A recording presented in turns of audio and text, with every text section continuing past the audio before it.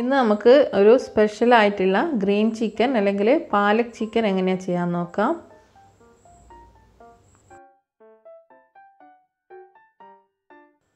അതിനുവേണ്ടി നല്ലൊരു കടായി അടുപ്പിൽ വെക്കണം. ഇതിലേക്ക്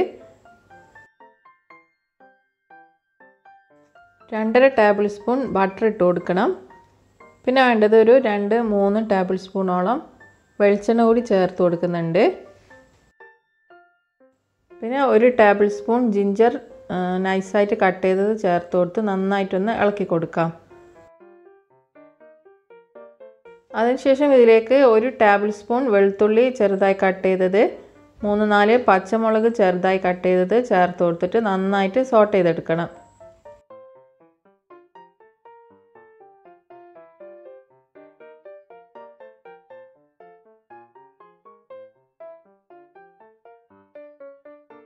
പിന്നെ ഒരു 2 മീഡിയം സൈസിലുള്ള ഉള്ളി ചോപ്പ് ചെയ്തത് ഇട്ട് കൊടുക്കാം.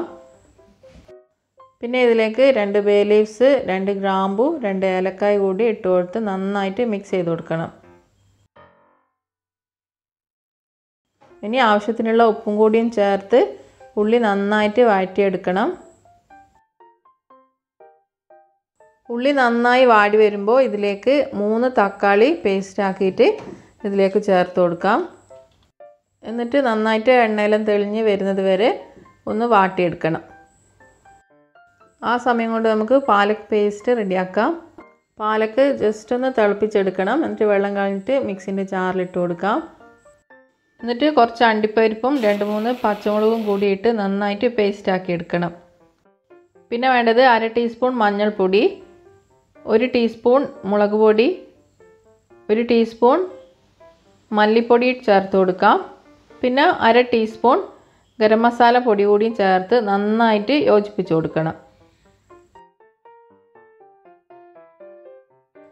നമ്മൾ ഇട്ട് കൊടുത്തിട്ടുള്ള മസാലപ്പൊടികളെല്ലാം നന്നായിട്ട് പച്ചമണമെല്ലാം മാറുന്നത് വരെ നന്നായിട്ട് സോട്ട് ചെയ്യണം. ഇനി ഇതിലേക്ക് നമ്മൾ കഴുകി എടുത്ത് വെച്ചിട്ടുള്ള ചിക്കൻ ചേർത്ത് കൊടുക്കാം. ചിക്കൻ ഏകദേശം 1/2 കിലോ ചിക്കൻ എടുത്തിട്ടുണ്ട്.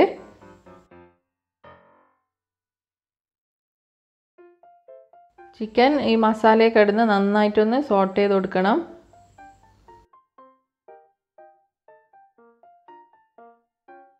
ഇനി ഇതിലേക്ക് 1/2 കപ്പോളം വെള്ളം കൂടിയും ചേർത്ത് നന്നായി മിക്സ് ചെയ്ത് കൊടുത്ത് ആവശ്യത്തിന് ഉപ്പ് ഇട്ടിട്ട് നമുക്ക് അടച്ച് വെച്ചിട്ട് കുക്ക് ചെയ്തെടുക്കണം.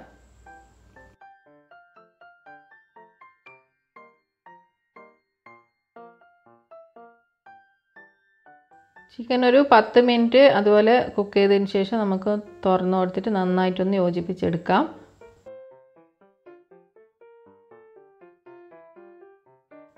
ഇനി ഇതിലേക്ക് നമ്മൾ പേസ്റ്റാക്കി വെച്ചിട്ടുള്ള പാലക്ക്, അണ്ടിപ്പരിപ്പ്, പച്ചമുളകും കൂടിയിട്ട് അരച്ചെടുത്തിട്ടുള്ള പാലക് പേസ്റ്റ് ഇതിൽ ഒഴിച്ചു കൊടുക്കാം.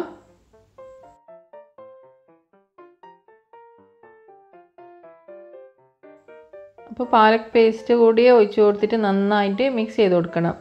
അപ്പോൾ മിക്സിൻ്റെ ജാറിൽ കുറച്ച് വെള്ളം ഒഴിച്ച് അതിൽ മിക്സ് ചെയ്തിട്ട് അതും കൂടി നമുക്ക് ഈ ചിക്കനിലേക്ക് ഒഴിച്ച് കൊടുക്കാം. ചിക്കൻ പകുതി വേവായ സമയത്താണ് നമ്മൾ പാലക് പേസ്റ്റ് ചേർത്ത് കൊടുക്കുന്നത്. ഒന്നും കൂടി നമുക്ക് ചെറിയ ഫ്ലെയിമിൽ വെച്ചിട്ട് ചിക്കൻ വേവിച്ചെടുക്കാം.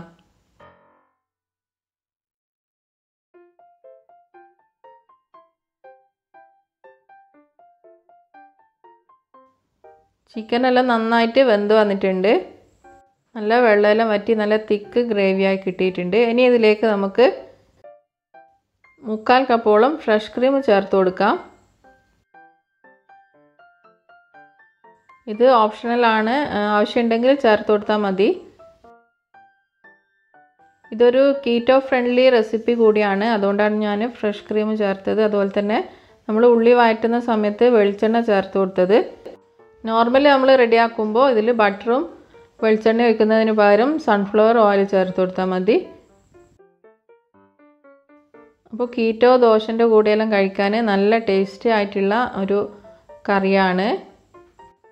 അതുപോലെ തന്നെ ചപ്പാത്തി, പൊറോട്ട എന്തിൻ്റെ കൂടെയും നല്ലൊരു കോമ്പിനേഷനാണ്. ഇനി നമുക്കിത് സെർവ് ചെയ്യുന്ന സമയത്ത് മുകളിൽ കുറച്ചും കൂടിയും ഫ്രഷ് ക്രീം ചേർത്ത് കൊടുക്കാം. അപ്പോൾ എല്ലാവരും ട്രൈ ചെയ്ത് നോക്കാൻ മറക്കരുത്. അതുപോലെ തന്നെ നമ്മുടെ ചാനൽ അലാമി കിച്ചൻ സപ്പോർട്ട് ചെയ്യാനും മറക്കരുത്. ഇൻഷാ അല്ലാഹ് അടുത്ത നല്ലൊരു വീഡിയോയിൽ കാണാം.